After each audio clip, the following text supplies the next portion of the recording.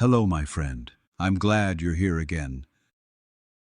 Take a slow breath in, hold it for a moment, and let it go. Let your shoulders soften. Let your thoughts settle wherever they need to.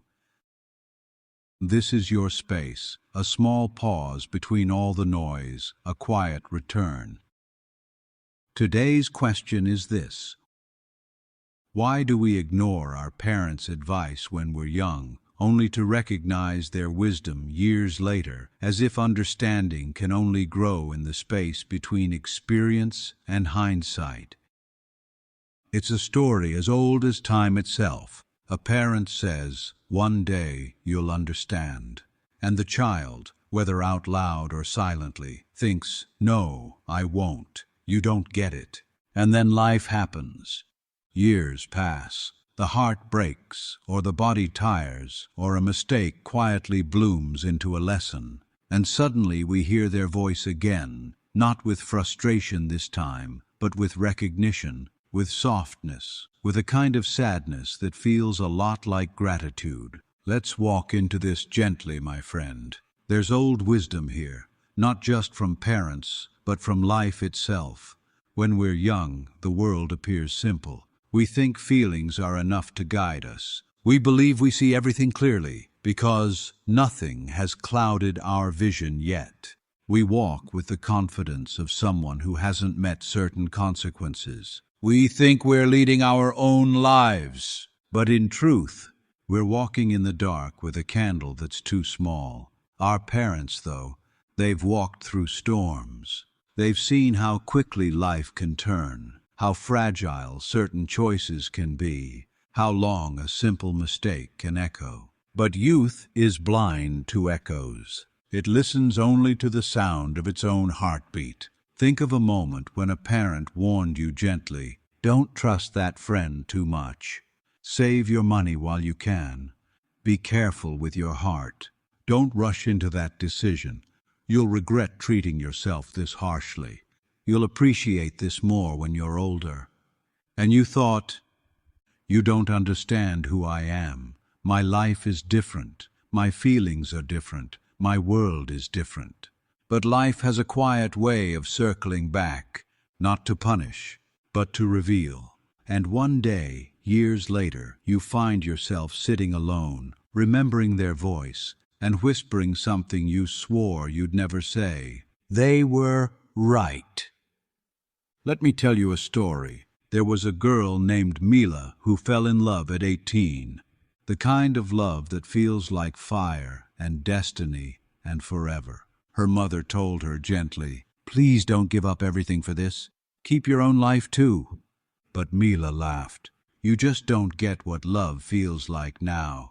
Years later, when that relationship crumbled, and she found herself rebuilding a life she had abandoned, she heard her mother's voice again, not with bitterness, but with a soft kind of ache. She said, "I thought my love made me wiser than her experience. I didn't know love and wisdom can look nothing alike." Sometimes parents are not predicting our future.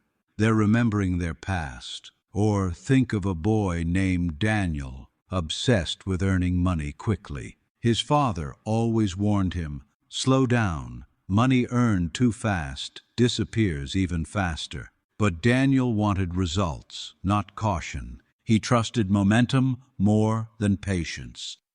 Years later, after a failed investment he rushed into, he sat across from his father in the kitchen, head in his hands. His father didn't say, "I told you so." Instead, he said, "This is how I learned too." That's when Daniel realized, wisdom isn't something parents are born with. It's something they earn through mistakes. They don't want us to repeat. But youth rarely believes pain can be inherited without living it. And then there was Artyom, who always rolled his eyes when his father said, "You'll understand when you're older." He hated the phrase. To him, it felt like a dismissal, a way of saying, "You're not smart enough yet." But years later, when Artyom became a father himself, and his own son stormed away shouting, "You don't understand anything," he felt something inside him soften, because in that moment he wasn't remembering his father's words. He was remembering his father's face, the quiet sadness in his eyes, the love behind the frustration. And suddenly, Artyom said, I saw myself on both sides of the moment. The child who didn't understand, and the parent who wished they could explain what time would one day teach.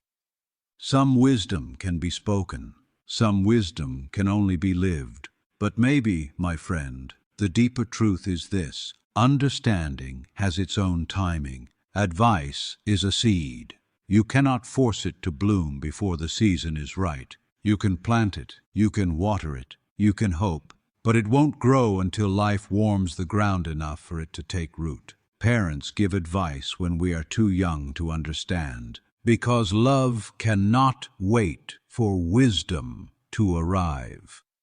But the understanding, that blooms later, when life has softened us, when experience has stretched us, when the heart has been humbled by time. That's why so many of their words feel different in adulthood.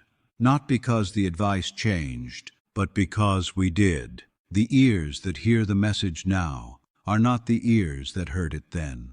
And perhaps another quiet truth is this: listening requires vulnerability, and youth rarely wants to be vulnerable.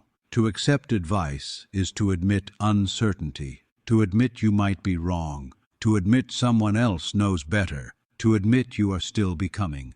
Youth wants to be certain, youth wants to be right, youth wants to believe it is already complete. But adulthood teaches us that certainty is fragile, and being wrong is not a failure. It's a rite of passage, one parents know well. When we grow older, we stop needing to defend who we are, and that is when we finally have the freedom to hear what was said all along. And maybe the most tender truth: parents don't give advice from superiority. They give it from memory, from the mistakes they made in silence, from the regrets they learned too late, from the pain they protected us from without us ever knowing, from the love that wants us to skip the suffering they had to walk through alone. Parents speak from the past, but children listen from the present. The timelines never match until life sinks them back together years later. So why do we finally recognize their wisdom? Because by the time their words make sense, we've walked just far enough into life to see the landscape they were trying to describe. We understand love differently. We understand risk differently. We understand ourselves differently. We have lived enough to realize that advice is not control. It's care, guidance, protection, a hand reaching back from someone further along the road. And the moment we whisper, "They were right," is not a moment of defeat. It's a moment of connection, the past and present finally meeting each other in understanding. So, my friend, if you hear an old piece of advice echoing now, if you suddenly understand something someone told you years ago, don't feel regret. That understanding arrived exactly when your life was ready for it. Wisdom is not late. It is right on time. And maybe tonight, as you sit in this quiet moment, breathing gently, someone you love is hoping you'll one day say the same about them. Thank you for being here, for giving yourself this moment to reflect. Stay gentle, stay curious, and stay kind. And if this question spoke to you, continue your journey with us on Yarven's Questions. More stories, more reflections, and more quiet truths are waiting for you. Take care, my friend. Until next time.